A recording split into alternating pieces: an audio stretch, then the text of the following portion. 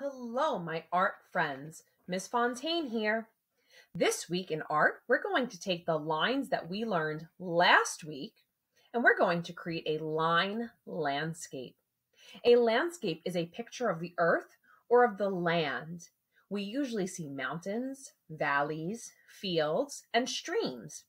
We're going to create our own using just these lines. So let's review them real quick.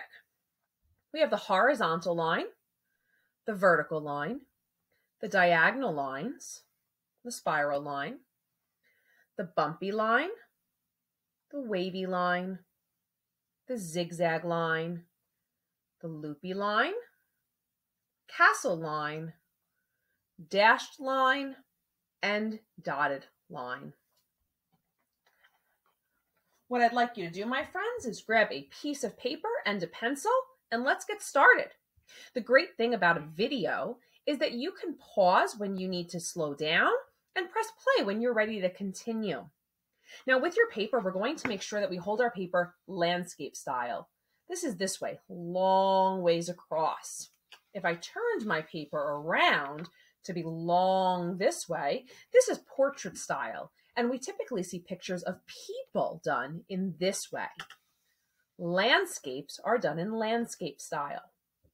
So I'm going to start all the way at the bottom of my paper, and I'm going to make a wavy line that goes from end to end.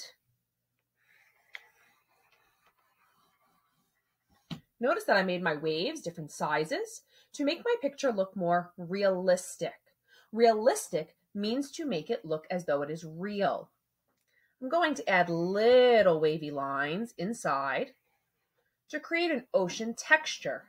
Texture is to show the way that things would feel. Right above that, I'm going to make a horizontal line, again going from end to end. Within this space, I'm going to create a dotted line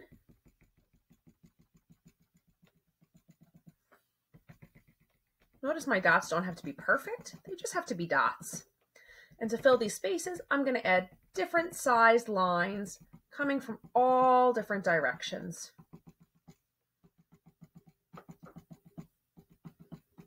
I'm going to add spiral lines, closing them up at the end to make them look like seashells.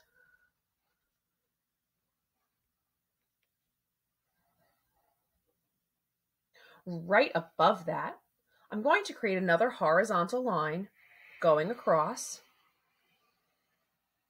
And in this space, I'm going to make vertical lines. This could be a gate next to the beach, or it could be the sidewalk.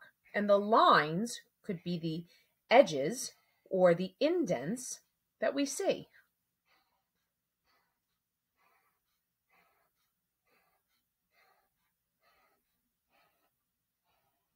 Up next, I'm going to create another horizontal line, a little bit more space this time, going from end to end. Inside of this horizontal line, I'm going to add a dashed line. To make my street look more realistic, I'm going to turn these dashed lines into rectangles. By turning them into tiny rectangles, when I color my street, I can color it more realistic, leaving the space to be white or yellow. As I continue to work my way up my page, I'm now going to create tiny vertical lines going all across. Some big, some small. I'm creating grass right next to my street.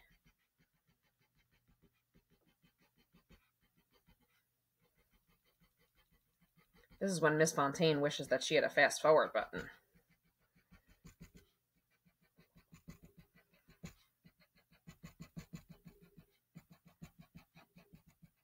Great. Now I'm going to create a zigzag line, a really giant one.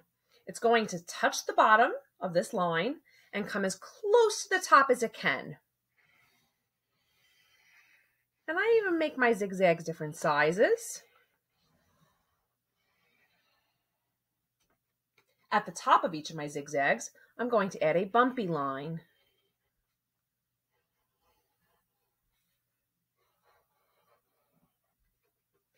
There you have it, my friends. A landscape made completely with the lines that we learned last week. Now, I can't wait for you to draw this and add some color using either crayons, colored pencils, markers, or even paint. And please share it with me in our Google Classroom. I can't wait to see what you create. Have fun!